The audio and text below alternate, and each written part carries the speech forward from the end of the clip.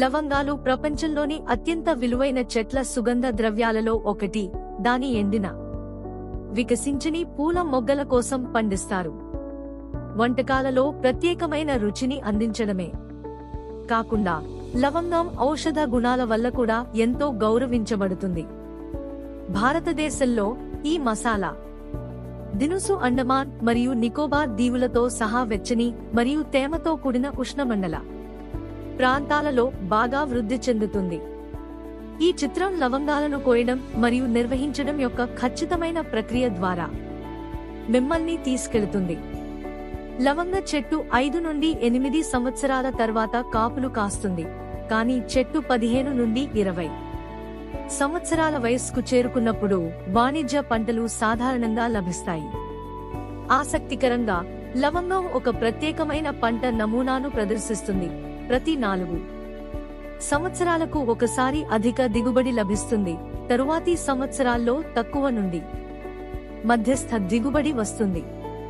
అండమాన్ దీవులలో పంట కోత కాలం సాధారణంగా డిసెంబర్లో ప్రారంభమై జనవరి చివరి వరకు ఉంటుంది.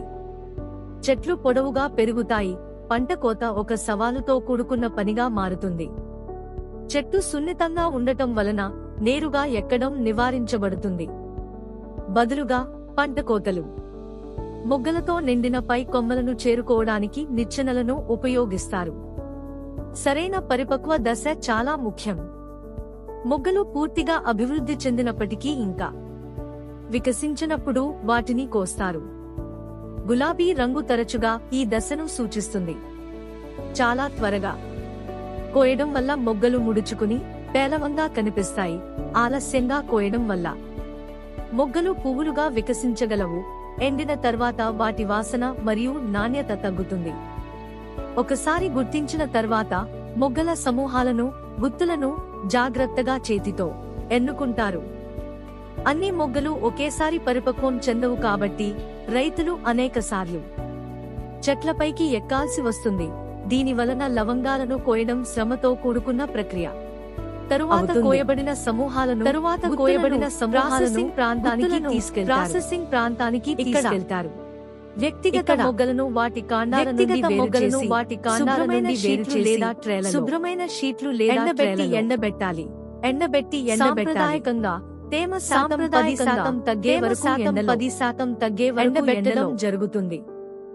మెరుగైన నాణ్యతను నిర్ధారించడానికి మరియు వాతావరణంపై ఆధారపడటాన్ని తగ్గించడానికి సుమారు 50 డిగ్రీల సెల్సియస్ వద్ద సెట్ చేయబడిన క్యాబినెట్ డ్రయర్లను సిఫార్సు చేస్తారు.